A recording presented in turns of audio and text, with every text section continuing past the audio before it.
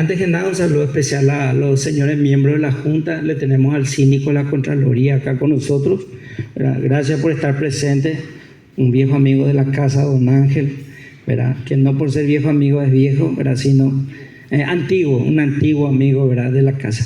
Don Ángel, creo que el más conocido miembro de la Junta, ¿verdad? Gracias, don Ángel, por venir de San Pedro a acompañarnos en esta última reunión, ya a pocos días de culminar el año 2023, y al eminente profesor doctor López Ivieta, un gran conocedor del derecho agrario, profesor de varios abogados formados en derecho agrario acá, ¿verdad? Entonces, gracias también, doctor, por venir. Quiero darle las gracias a los miembros de la Junta y un agradecimiento especial a todos los funcionarios, porque es un poco como dijo don Nico, ¿verdad? Sí es cierto que vamos a ver hoy números, un número 2288, por ejemplo, ¿verdad? Ese 2288 es un número, pero en realidad en la práctica refleja la suma de todos los esfuerzos. Que si eventualmente tuviésemos esfuerzos aislados y no se hubieran establecido mecanismos de cooperación interna, no lo hubiéramos logrado. Entonces, cuando la gente me pregunta cómo se logró, y sencillamente porque los funcionarios alinearon sus esfuerzos a un objetivo central, un objetivo tan emblemático como es la entrega de títulos a sectores de la población tan vulnerables. Pero entonces, incluso agradezco mucho el acompañamiento que hicieron los miembros de la Junta en esta última visita, en esta última entrega de títulos de propiedad. Don Ángel aguantó hasta el domingo, ¿verdad, don Ángel? Hasta el domingo, sí. ¿Hasta dónde nos acompañaste, don Ángel? Hasta primavera. Ahí está, ya no nos acompañaste más. Sí, porque después nos encontramos incluso con el temporal en Caguazú. Tuvimos que cambiar un poco la actividad de entrega de títulos a ir a asistirle a la población, ¿verdad?, que fue afectada por el huracán que tumbó el tinglado. Y bueno, en ese momento gente de la presidencia que se contactaron conmigo me dijeron que actué como vocero del ejecutivo en esa zona, ¿verdad? Y cambiamos un evento que iba a ser realmente, porque creo que habían como 500, 600 títulos ahí en la zona de Caguazú para entregar ese día, y tuvimos que hacer la entrega en silencio, porque se trataba de población que, a pesar incluso de las inclemencias del clima, se hicieron presentes. Ellos me pidieron, nosotros íbamos a suspender el evento, pero ellos solicitaban, dijeron, no, es fácil para nosotros llegar hasta acá, tenemos que alquilar buses, si nosotros vamos a recibir esto dentro de 3 días, no sabemos si vamos a volver, no sabemos el estado del camino. Entonces pidieron que se le entregue y decidimos entregar, a pesar de ese evento adverso ahí en Caguazú.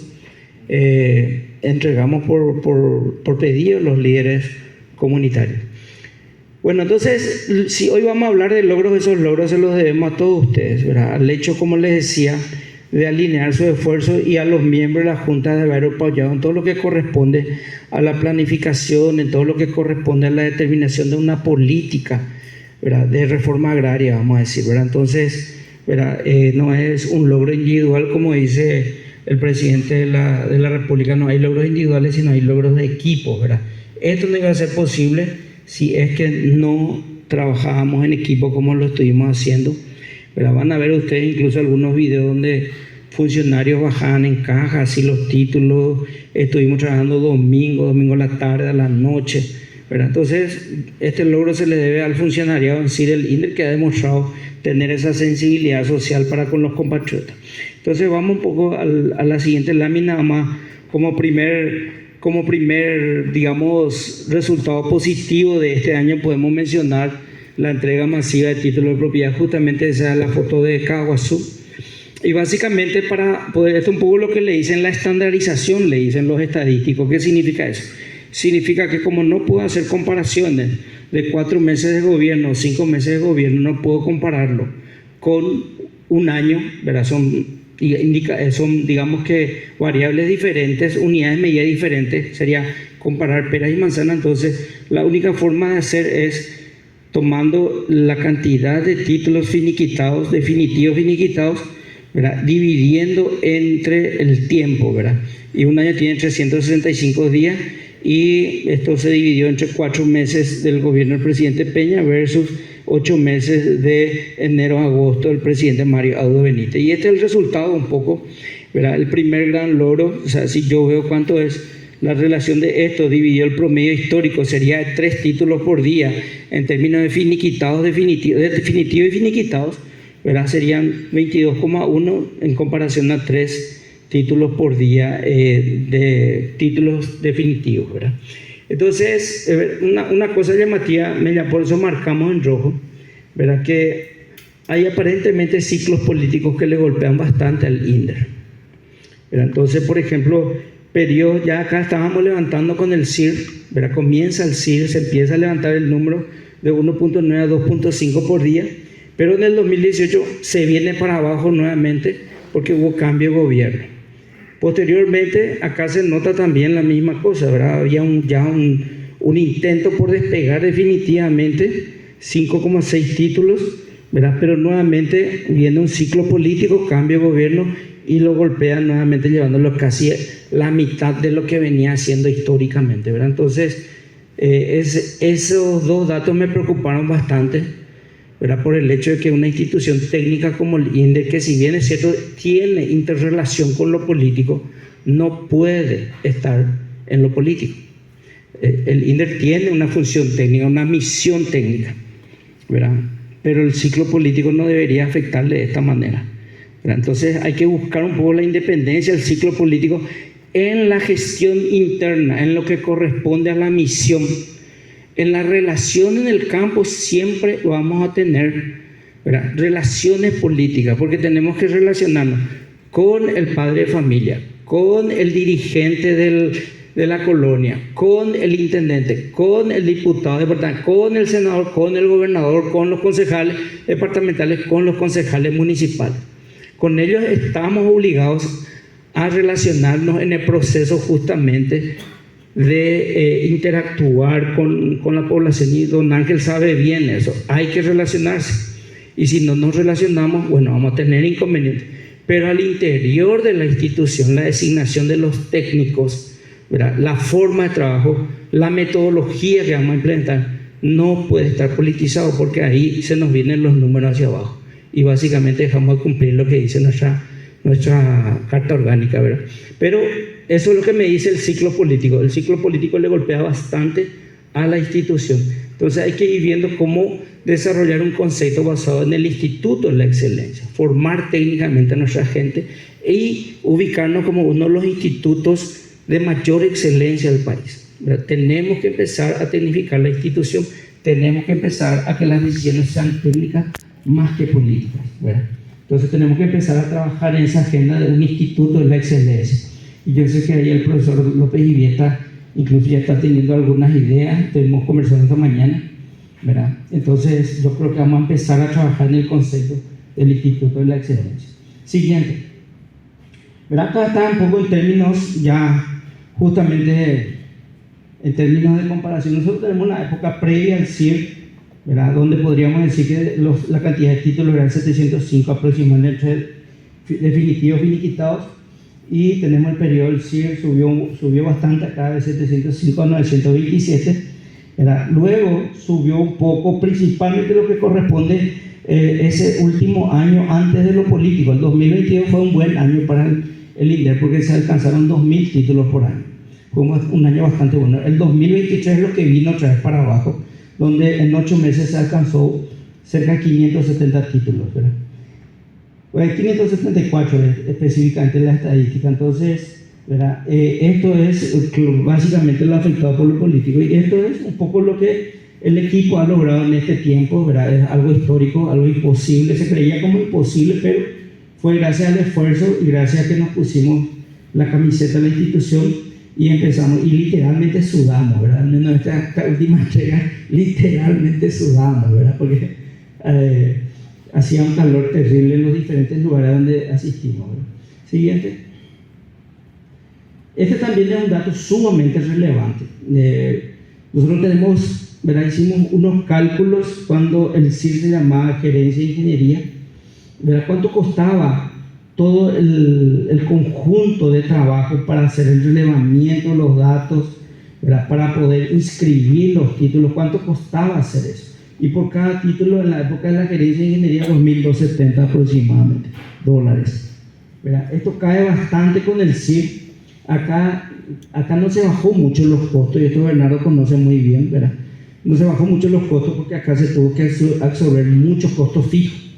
Se adquirieron la tecnología, se le entrenaba a la gente, entonces hay mucho costo en la parte del numerador, hay un número grande, y todavía no se tenía el entrenamiento o la formación de capacidades, por lo tanto el denominador seguía siendo bajo, ¿verdad? Básicamente no era fácil interactuar con catastros, no era fácil interactuar con registros públicos, y una vez que llegamos a interactuar, la gente no quería pagar. Entonces el denominador no creció tanto. Sin embargo, crear el sistema en sí absorbió bastantes costos, principalmente con los costos fijos, más que con los costos variables.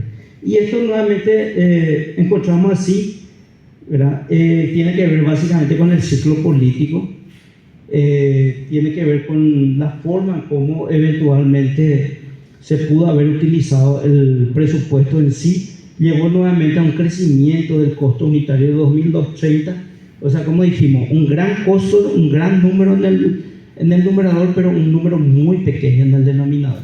Básicamente lo que alzó mucho eso es que nos desconcentramos de hacer títulos, ¿verdad? Y seguimos siempre con la inercia de los gastos, ¿verdad? Entonces eso dio 2230.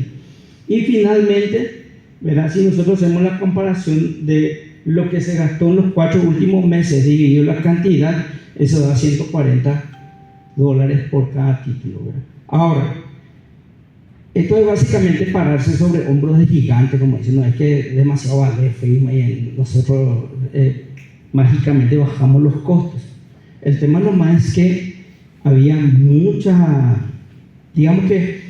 tela por cortar, muchos títulos por titular, muchos títulos, ya teníamos matrícula, padrón, ¿verdad? Pero teníamos el inconveniente de no habernos concentrado técnicamente, que ya no es una cuestión del equipo, ya es una cuestión de la dirigencia. Nos concentramos en aspectos más políticos, ¿verdad? Bajamos nuestra entrega de títulos, bajamos de 2.000 a 574, ¿verdad? 2.000, en la época, digamos, la administración, un año antes se logró 2.000 y algo, ¿verdad? Luego en 8 meses se logra 574, casi no se entregaron títulos, y eso aumentó bastante el costo. Que en el denominador haya sido una cifra muy pequeña, subió bastante el costo, ¿verdad? Bueno, entonces a eso se debió, y acá todo eso que se tenía que hacer se quedó para acá, y eso obviamente aumentó el denominador y bajó tremendamente el costo. Y acá fueron, digamos, medidas. En primer lugar, trabajar con el equipo, trabajar todos juntos. En segundo lugar, una buena relación con la Dirección General de los Registros Públicos, una buena relación con la Dirección General de Catastros. Cuando eventualmente un expediente se arrancaba, a mí Bernardo ya me avisaba, yo iba, hablaba con el ingeniero Cáceres, nos abrazábamos, tomábamos un café, al día siguiente salían 2 o 3 colonias, ¿verdad? La misma cosa en registros públicos también, ¿verdad? Ayudó mucho esa buena relación con los registros públicos, ¿verdad? Le visitamos a registros públicos, le ayudamos a fortalecer su equipo, ¿verdad? En 2024 tenemos también el desafío, ya estamos conversando con ellos para fortalecer aún más el equipo de los registros públicos por lo que se viene en el futuro, ¿verdad? Entonces, por eso. Siguiente. Ahora, ¿por qué la obsesión del presidente de la República en la cuestión de titulación? Es una obsesión suya, ¿verdad? Por eso que él menciona, él destaca y él ve aspectos de carácter económicos en el desarrollo, ¿verdad? De la gente, de la vida, en el bienestar, ¿verdad? Este es un estudio que se había realizado. Básicamente lo que se tiene acá es, esto va del 0 al 100%, porcentaje de tierras tituladas, ¿verdad? Y cada punto representa un país, cada lechita representa un país. Entonces, de acá es 0% de tierras tituladas, ¿verdad? Hay países que las tierras son absolutamente públicas. Y acá el 100% de las tierras privatizadas, o sea, tituladas, tenemos en este eje. Y acá lo que tenemos es el ingreso por el PIB per cápita, que es una medida de bienestar, de ingreso, vamos a decir. Lo que me dice acá es, ¿verdad?, lo siguiente, ¿verdad? A ver un poco acá. Acá tengo del 0 al 100, ¿verdad?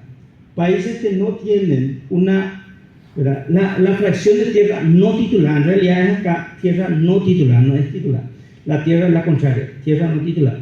100% de tierra no titular, 100% de tierra pública, 0% de tierra no titular. ¿Sí? Acá se ubicarían países como Francia, Estados Unidos, Alemania, Dinamarca, Noruega. En esta parte son países que tienen la gran parte de sus tierras en orden tituladas, ¿sí? ¿Verdad? Los derechos de propiedad están bien definidos. Acá, sin embargo, se trataría de países africanos, ¿verdad? En algunos de los casos, Uganda y compañía, acá justamente está Uganda, el Congo, ¿verdad? Gran parte de sus tierras no tienen derechos de propiedad identificados, no tienen derechos de propiedad definidos, ¿verdad? Son tierras sin títulos. Por lo tanto, lo que me dice esto es, cuanto menos es la fracción de tierra no titulada, mayor es el ingreso por habitante. Entonces, países como les decía a usted, ¿verdad? Acá Canadá, por ejemplo, está Corea, está Gran Bretaña, ¿verdad? Tienen, digamos, muy baja proporción de tierras no tituladas. Eso quiere decir que todas tienen asignación correcta de derechos de propiedad, ¿verdad? Y tienen ingresos muy altos. Por el contrario, países pobres como los del África, el Congo africano, Uganda, tienen gran parte de sus tierras no tituladas y el ingreso per cápita es muy bajo. ¿Verdad? Esa es la relación que nos muestra. O sea, países que no tienen un sistema de tierras privatizadas, que no tienen asignados los derechos de propiedad en relación, digamos, a un activo tan importante como son las tierras, ¿verdad? Como es la tierra, entonces son países que eventualmente se quedan condenados al atraso económico. Entonces, por eso un poco la obsesión del presidente y la obsesión mía también, teniendo en cuenta que hay una relación muy indiscutible prácticamente entre, ¿verdad?, derechos de propiedad consolidado y crecimiento económico o desarrollo económico. Hay dos libros interesantes de una persona, de un economista peruano que fue incluso asesor de presidentes norteamericanos, como el caso de George Bush. Él se llama Hernando Soto. Él escribió dos libros. El otro Sendero se llama el libro donde él dice que el problema de la violencia surge porque las cosas no están bien identificadas de quién es, ¿verdad? Caso de Paso Yobay, vieron ustedes ayer, ¿verdad? Una persona ocupó un inmueble, se fue a ocupar aparentemente otro, mientras ocupaba el otro vino a ocupar el de él, ¿verdad? Cuando se va al cine, preguntan ellos más, pero verifica cómo el dice, no peto ahí curi Mario. Mario no, otro colonia, pero cómo ocupa otro lugar final, ¿ya? Entonces aparece de repente el título de propiedad, salió al nombre de Mario, ¿verdad? Porque Pedro estaba ocupando otra colonia. Entonces Pedro se enteró, oye, adjudicamos el título a Mario, como la moquete, oye, ya imagínate. Entonces, cuando tenemos el problema de informalidad en la tenencia de la tierra, ¿verdad?, hay violencia. Una de las principales causas de violencia en los países es porque los registros de los activos no están bien establecidos, no hay registros perfectos, ¿verdad? Entonces, por un lado, por eso el interés de avanzar lo más que se pueda en la titulación de tierra. Y en segundo lugar es porque este gráfico nos enseña que hay una relación estrecha entre titulación de tierra, tenencia correcta de los derechos de propiedad, ¿verdad?, y desarrollo económico. Países que no tienen titulados sus tierras son países que no van a poder promover el crecimiento económico ni el bienestar. Entonces, nuestro trabajo no es simplemente entregar títulos de propiedad, nuestro trabajo es de política económica, ¿verdad? Y también al mismo tiempo trabajamos por la seguridad en sí o por el establecimiento de la armonía en el relacionamiento de la población. Entonces, los dos libros que escribió este señor es El otro sendero. Su teoría fue utilizada para resolver el problema de la violencia en Perú, ¿verdad? Con esto desapareció el Sendero Luminoso, porque Perú fue el primero de los países en América Latina que empieza a utilizar el criterio de barrio predial masivo, ¿verdad?, para resolver este problema en el campo principalmente, ¿verdad? Sendero Luminoso desaparece gracias a que se empiezan a titular las propiedades en las zonas más conflictivas, ¿verdad? Y ya cuando él se da cuenta de que además de eso la titulación agregaba desarrollo económico, entonces escribe El misterio del capital. ¿Por qué son pobres los países? Decía él, son pobres porque no tienen titulados sus activos, ¿verdad? Entonces este señor se llama Hernando Soto, por si eventualmente quieran revisar un poco la literatura. Siguiente. Entonces lo que nosotros mencionábamos hace rato es el efecto macroeconómico de la titulación. O sea, la titulación de tierra trae dos efectos importantes. En primer lugar, establece un sistema de orden y seguridad, y en segundo lugar, un efecto económico que tiene que ver con el desarrollo económico. Pero también existen efectos microeconómicos, o sea, efectos para las personas que eventualmente reciben un título de propiedad. Lo que se ha observado es que las personas tienden a aumentar su esfuerzo cuando tienen un título de propiedad en comparación a cuando no lo tienen, ¿verdad? Entonces, cuando tienen un título de propiedad, según la literatura, las personas, ¿verdad?, en un 53% de los casos introducen otros tipos de cultivos, nuevos cultivos, ¿verdad? El 99% de los que recibieron títulos de propiedad mejoraron su infraestructura, o sea, mejoraron sus casas, mejoraron su sistema de agua potable, y como dice acá mi querido amigo Don Ángel, ¿verdad?, cuando el campesino tiene título de propiedad, más casa, más agua, se arraiga. ¿Sí, verdad, Don Ángel? Sí. Y también el 78% accedieron a un crédito porque tenían ya un activo con el cual respaldar un crédito. Y el 70%, este es un problema que a la larga seguramente en términos de política vamos a tener que definir porque choca con el concepto de arraigo, ¿verdad? Este es un problema que tiene el sistema paraguayo, vamos a decir, ¿verdad? Y es un tema que tengo que avisarle al presidente porque él cree que al entregar el título de propiedad promovemos la inclusión financiera y podemos promover, pero el sistema es engorroso porque tenemos que autorizar la hipoteca, ¿verdad? Entonces, hoy día cuando le entregamos un título de propiedad, el campesino no puede irse hasta un banco a abrir una hipoteca por el hecho de que eventualmente puede perder su inmueble, cuando nosotros lo que queríamos es que él conserve el inmueble y que se arraigue. Entonces la ley, a los efectos de evitar eso, prohíbe el tema de la utilización del título de propiedad para abrir una hipoteca. Entonces el presidente cree que sí. hay que actualizarlo al presidente, ¿verdad? En otros países sí está demostrado que al recibir un título de propiedad, las personas directamente van al banco y con lo cual mejora mucho su perfil de riesgo y obtienen créditos mucho más baratos, que le permiten incluso llevar adelante emprendimientos como ser, por ejemplo, el sistema de regadío y todo ese tipo de cosas. Entonces, acá lo que muestra la evidencia es que el 78% tuvo acceso al crédito al recibir el título de propiedad. Obviamente, esto choca con nuestro estatuto agrario, ¿verdad? Y el 70% sintió una mejora en el bienestar de sus familias. O sea, gente que dijeron que después del título de propiedad hubo empoderamiento, porque finalmente lo que conecta entre el título de propiedad y el mejorar las condiciones de vida se llama empoderamiento. Al tener un título de propiedad, mentalmente la gente sabe que algo es suyo y realiza más esfuerzo, ¿verdad? Eso es lo que le llaman empoderamiento. Entonces, el derecho al título de propiedad en el mediano y largo plazo promueve 3 tipos de mercados, eso a nivel internacional, ¿verdad? Cuando se le entrega el título de propiedad a la gente se promueven 3 mercados. El mercado inmobiliario en primer lugar, las transacciones, compra y venta. También tenemos este inconveniente en el estatuto porque el estatuto agrario dice, y eso va a ser difícil de resolver porque lo que queremos es que la gente se quede en el campo, ¿verdad? El estatuto dice que 10 años después de haber cancelado el inmueble no se puede todavía transferir, creo que no se puede ni siquiera fraccionar. Pero en otros países, ya cuando se titula un inmueble se comprueba de que surge el mercado inmobiliario, ¿verdad? De hecho, toda la teoría del misterio del capital de Hernando de Soto se pensaba que esto iba a ser mayor impacto, pero se encontró en el caso de Perú, y yo creo que se va a encontrar también en el caso de Paraguay, que al entregar título de propiedad no se va a desarrollar el mercado inmobiliario, ¿verdad? Por el problema de la cultura. La gente no quiere hacer herencia. Entonces, eventualmente mi abuelo consiguió una tierra INDE, canceló, pasó los 10 años, de apoyo transferir o mandó a tu abuelo. Orecó 8 itaíras, 16 nietos, 3 enviecó allá. Entonces comienza el problema, no se regulariza y todos tienen un pedazo que nunca se regulariza. Y van así por 3, 4 generaciones. Después, cuando se quiera eventualmente regularizar esa situación, ¿verdad?, no se puede hacer. Y eso lo que hace es no desarrollar el mercado inmobiliario, porque si alguno quiere vender su parte no lo puede hacer porque depende de abrir una herencia. Abrir una herencia es costosa y la gente no sabe hacer testamento, o por lo menos no entiende la importancia del testamento, ¿verdad? También se desarrolla el mercado financiero por las hipotecas y finalmente se desarrolla el mercado de arriendo o alquiler de tierras, ¿verdad?, cuando se le entrega un título de propiedad. Igual los títulos de propiedad pueden aparecer en un contexto no formal, ¿verdad?, sin que se le entregue el título de propiedad, puede aparecer mercado de alquiler.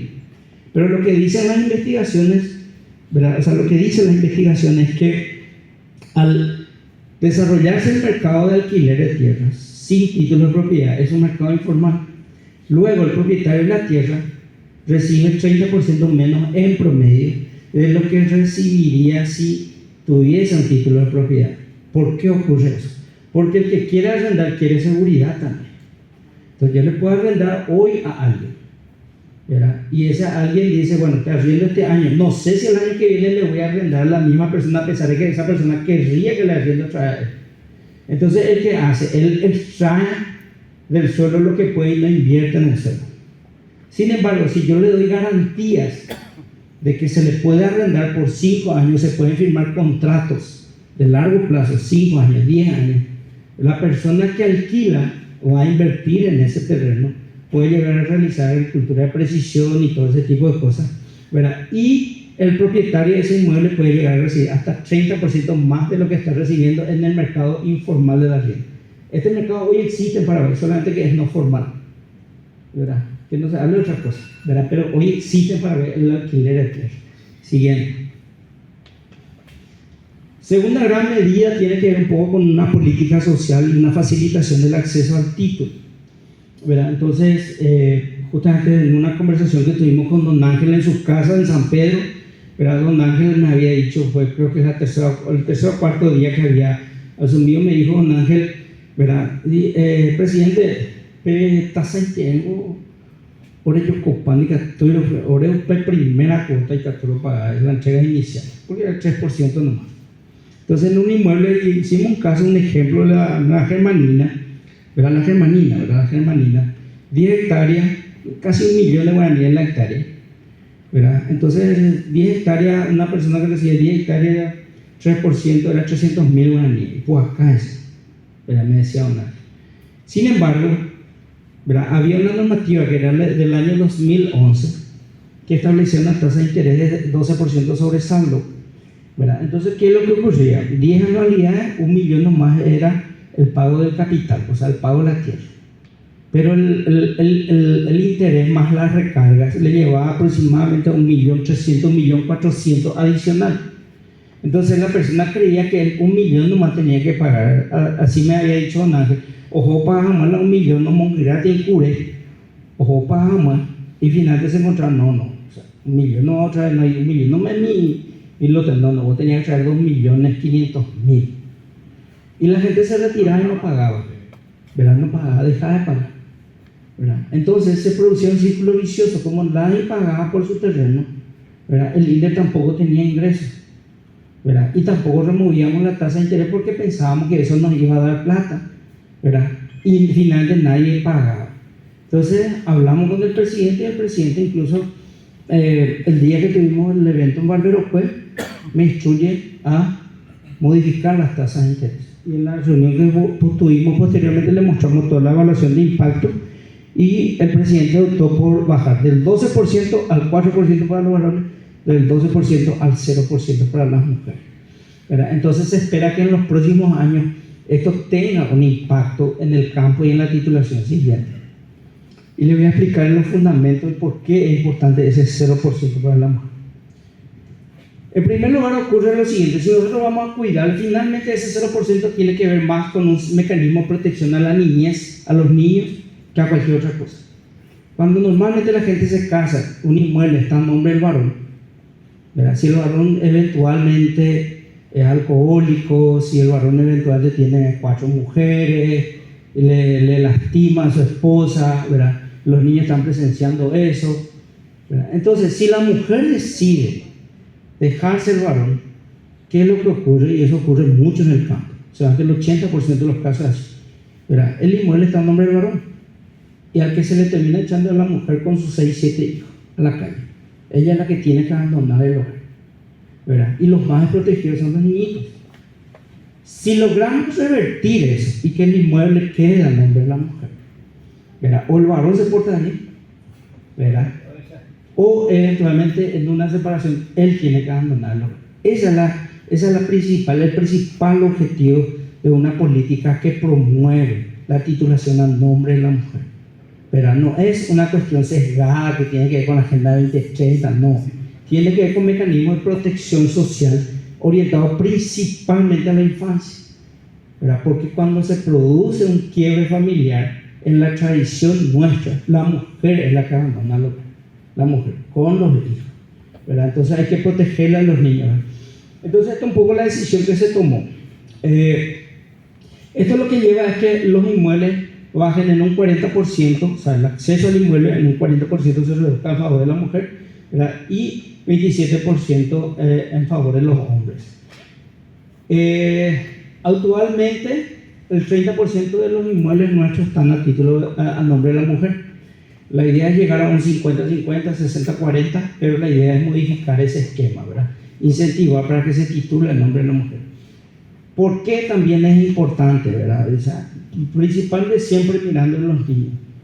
Cuando se entrega un título de propiedad a una mujer, y eso ya lo vimos nosotros en Ingaguazú, cuando una señora, ¿verdad?, recibe su título de propiedad y eso se grabó, y sale y dice, estamos a veces no nada, dice la señora. O sea, generó el empoderamiento, ¿verdad? Porque el título de propiedad lo que da es un poder que equilibra las negociaciones intrafamiliares. Sí, hijo, no estoy mintiendo, pero en realidad fue más grosera, ¿verdad? No sé, don Nico, si se puede decir, no se puede decir. No se puede. No, que no se diga, no, a veces está grabando, ¿verdad? Entonces fue grosera la señora, dijo, estamos a veces nada, ¿verdad? Dijo la señora, y después le levantó su título y dijo, me manda a prepararse la crédito, van a poder cómo le hace título propio. Y eso es lo que se llama el empoderamiento. ¿Por qué? Porque cuando le entrega el título de propiedad a una mujer, a una persona, básicamente, ¿verdad?, se establece un mecanismo de poder o de reequilibrio de poderes al interior de la familia, intrafamiliarmente. Entonces la mujer siente que tiene ahora un activo que está a su nombre y que tiene poder. Cuando siente que tiene poder, que es el empoderamiento, ¿verdad?, entonces se sienta y negocia de una manera distinta de cómo se va a gastar el presupuesto de la familia. Entonces se junta el ingreso del marido, a veces el del marido nomás, pero él también hace esfuerzo en la casa y básicamente dice, bueno, ahora vamos a gastar de esta manera. ¿Y qué es lo que encontraron en la investigación?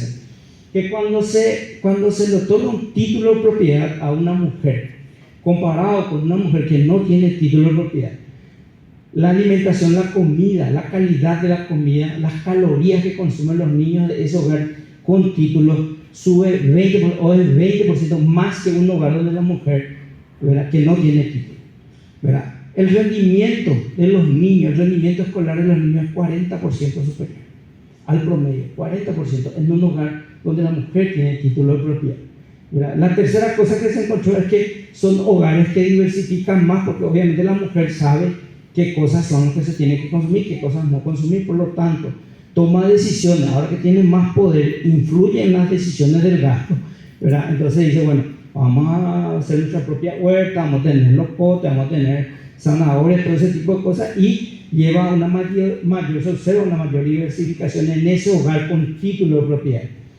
Y finalmente invierte más en salud, ¿verdad? Por eso es que estos programas de transferencia condicionada que se entregan en el campo están destinados a la mujer, justamente por todos estos elementos que también se observan cuando se le entrega un título de propiedad. Se genera empoderamiento.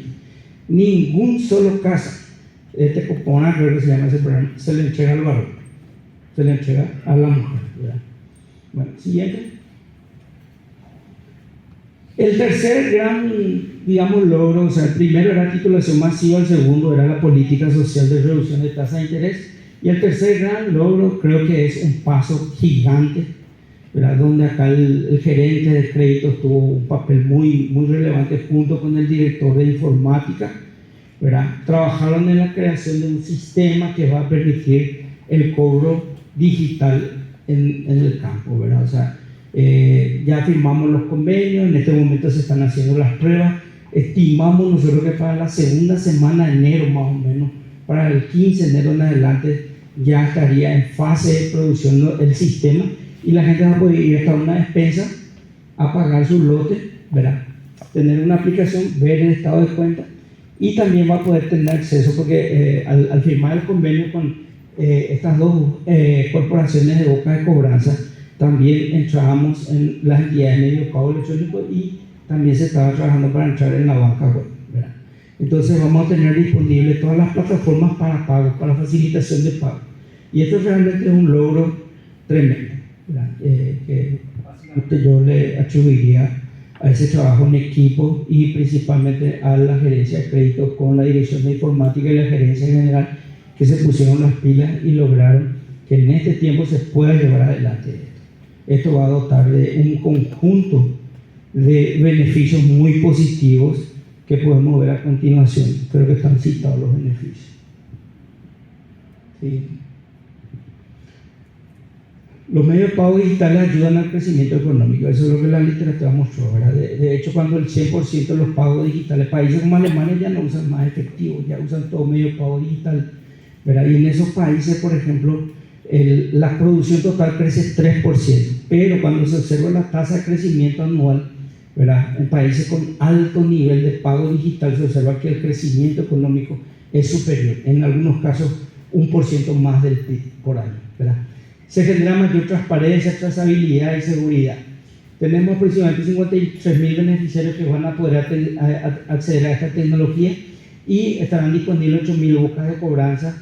La reducción de costos, obviamente, en algunos casos, por ejemplo, cuando fuimos a San Pedro, también uno de los pobladores reclamaba que para poder venir a llevar su certificado de cancelación él tenía que prever 3 a 4 días de pasaje y de hospedaje. ¿Verdad? Se quejaba y decía que es demasiado caro y que era injusto que se les haga eso, porque justo en ese momento se estaba trabajando ya en este esquema, ¿verdad? Fue un evento que tuvimos en la Germania, en Nueva Germania me parece que fue, donde decía la persona que me fui para retirar mi certificado de cancelación y estuve prácticamente 2 días en Asunción, un día de viaje, un día de regreso, 4 días, y incluso había días que ya no me quedó más para la comida, pues yo un día no me iba a quedar, y ese un día ya no me quedó más para la comida, decía esta persona. Entonces ahora van a tener todos estos beneficios, vamos a reducir tremendamente los costos y el tiempo, ¿verdad? Y va a haber mayor eficiencia en el gasto público en nuestra institución, porque va a haber ahorro de combustible, viático, ¿verdad? Y hombres que podemos asignar a otras tareas. Y mayor seguridad también en el pago y menores riesgos, ¿verdad? Decía uno de los choferes, me comentaba que en una oportunidad traía, creo que algo así como 50 millones de guaraníes, y que sentía incluso que le seguían. Al salir de la colonia, él sentía que le seguían, y bueno, con mucho temor se quedó en un hospedaje ahí, ¿verdad?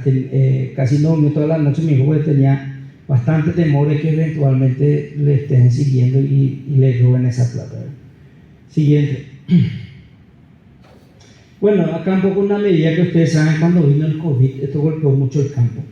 El campo fue uno de los sectores más golpeados con el COVID. En segundo lugar, después, apenas nos recuperamos el COVID, vino la sequía. Y con esto vino la imposibilidad de pago, o sea, se acumularon los pagos atrasados por 16.000 millones de guaraníes, aproximadamente lo que me informó la gerencia, ¿verdad? Y básicamente lo que se decidió es reducir o dar un plazo en donde todo lo que sea multa, atraso por mora, todo ese tipo de cosas, se exonere. Esa medida va hasta el 31 de diciembre, ¿verdad? Se estimaba recaudar con esto aproximadamente unos 4.000 millones de guaraníes adicionales, ¿verdad? Y recuperar un poco una cartera que ya estaba prácticamente vencida, ¿verdad? Entonces, es una de las medidas que se adoptaron. Quizás entre todas las medidas no tenga esa relevancia, pero no tenga tanta relevancia como las otras, pero fue una medida de alivio para el sector campesino, ¿verdad? Siguiente. Bueno, este también es uno de los resultados positivos, ¿verdad? Se decidió en el marco de la política de transparencia impulsada por la propia Presidencia de la República, que transmite ahora las reuniones del Consejo en vivo. Nosotros también entonces, ¿verdad?, decidimos transmitir nuestras reuniones en vivo, y eso, digamos, a eso tienen acceso todos los medios de comunicación, ¿verdad? Entonces, es un paso histórico importante, según lo definían varios actores sociales, ¿verdad? Siguiente. Y bueno, este es algo que estamos impulsando con el gobernador del Guairá, que es miembro también de la Junta Asesora. La idea es, él tiene una preocupación, ¿verdad? Guairá es una región que casi no fue favorecida con titulación, ¿verdad? Identificamos ahí creo que 53 colonias, hay aproximadamente creo que 40 campos comunales, ¿verdad? 53 colonias, 43 colonias creo que eran, ¿verdad? 40 campos comunales, o 4, no me acuerdo cuánto eran los campos comunales. ¿Cuánto? 4 colonias ya están para sacar títulos. 4 colonias ya están para sacar títulos, ¿verdad? De hecho, comenzamos a entregar títulos, se entregaron creo que 50 y algo, o sea, 48 más 5, 53 títulos, ¿verdad?, ya finiquitados definitivos para la gente de Guairá. Y bueno, el gobernador está preocupado porque él tiene 8.000 y quiere en los 5 años regularizar todo eso, ¿verdad? Porque hay mucho conflicto en Guairá, y como les decía, incluso el caso Paso Yoguay forma parte de ese conflicto, ¿verdad? Y especialmente ocurrió en una zona delicada que es limítrofe entre Colonia Triunfo y Paso Yoguay mismo, ¿verdad? Entonces, estamos preparando con él un mecanismo que permita trabajar en conjunto. Él está dispuesto a asumir costos, ¿verdad? Vehículos, contratar gente, nosotros vamos a entrenar, vamos a poner sistemas, todo ese tipo de cosas, y la idea es que en 5 años se llegue a las 8.000 titulaciones. Es el objetivo del gobernador, me parece sumamente importante, y ver un poco si con este mecanismo, ¿verdad? Con 1 año, 2 años de aprendizaje, después se puede trasladar esa experiencia a diferentes regiones del país, porque si no, no vamos a resolver todos los problemas que tenemos, ¿verdad? Todos esos problemas históricos que tenemos, si no vemos un mecanismo excepcional, ¿verdad? Porque desde, digamos, la centralización va a ser muy difícil resolver en 10 o en 15 años los problemas de titulación, ¿verdad? Bueno, entonces estos son un poco todos los logros. Siguiente, ya para, esto. Básicamente la meta para el año que viene son 3.000 títulos, 3.500 títulos. Creemos que puede ser más, pero nos quedamos nomás con este escenario. Creo que ahora ya me están esperando luego, ¿cuánto era, Jorgelina?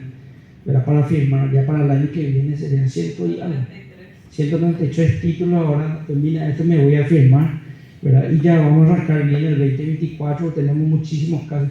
Hay por lo menos 2 o 3 casos emblemáticos que vamos a abarcar el año que viene. La va a ver después, que se han pedido al presidente, ¿verdad, Bernardo? ¿Qué tal vamos a llorar? tenemos pedido al presidente de Barbero Juez, ¿verdad? El otro caso que tenemos es Puerto Casado, que tenemos que no tiene que ver todavía con, no sé si hiciste levantamiento ahí, pero, ¿verdad? Puerto Casado, que tenía que resolverse la disputa entre los familiares, creo que ya se resolvió. Y no recuerdo, creo que era Marina Pueblo, otro me parece que tiene esa connotación social, ¿verdad? Pero hay varios casos, y los más emblemáticos son esos. Los de Barrio, los cuales no tenemos acá, ¿verdad? Le pedí al presidente que para, creo que julio, agosto, por ahí. Tenemos Arroyito tenemos que, yo por eso nos quiero entregar todavía título, un Arroyito, porque les prometimos a ellos masivo y yo no quería, creo que teníamos 40, 50 por ahí. Entonces, Arroyito tenemos 2.600 títulos para entregar, y tendríamos que cerrar el 2024. Pero la idea es llegar un poco a 3.500, ¿verdad? Un crecimiento de 23%. ¿Por qué 2.854? Y son los 574 de enero a agosto más los 2.288 de los últimos 4 meses, y eso da 2.854, que es la línea de base, ¿verdad? Para hacer la comparación 2024. Y creo que tenemos un poco las proyecciones para los siguientes años, ¿verdad? Que básicamente esto un poco son nuestras proyecciones: 3.500, 4.700 y así, ¿verdad? Obviamente crece. ¿Verdad? Con el presupuesto actual, según los cálculos que hicimos, con el presupuesto actual, hasta acá aguantamos sin pedido de plata. Pues eso es importante, porque pedirle plata al ministro de Economía que te eche del ministerio, ¿verdad? Ir a pedirle plata vamos a tener que ver cómo reutilizamos nuestros recursos financieros, ¿verdad? Pero según los cálculos que hicimos, hasta acá más o menos aguantamos sin ampliación. De acá en adelante ya vamos a necesitar ampliación presupuestaria, o sea, ir más allá de los 100.000, 107.000 millones que nos ha asignado 2023. Creo que ahora nos reportaron 6%, ahora sufrimos reporte otra vez en el 2024 de 6%, ¿verdad? Y el caso que no sabemos cómo vamos a resolver la deuda por el pago de las tierras, son 136 millones de dólares, ¿verdad? Que cada vez nos dan menos. Ahora tuvimos apenas 2 millones de dólares este año, y por supuesto hay una demanda muy fuerte para que la gente se les pague, pero poca oferta de plata, ¿verdad? 2 millones de dólares no hacemos nada, y tenemos que, es como el caso del COVID, tenemos que elegir a quién le desconectamos y a quién le conectamos, y esa decisión no es fácil, ¿verdad? Porque vienen los propietarios de tierra, algunos te dicen: mi mamá tiene cáncer, necesito que se me pague, ¿verdad? Entonces son casos así dolorosos, ¿verdad? Pero hay que buscar una solución a ese problema de la deuda, ¿verdad? O si no, vamos a tener muchos inconvenientes. Bueno, entonces estos son un poco todos los números. Les agradezco a todos ustedes el tiempo. Disculpa si me excedí.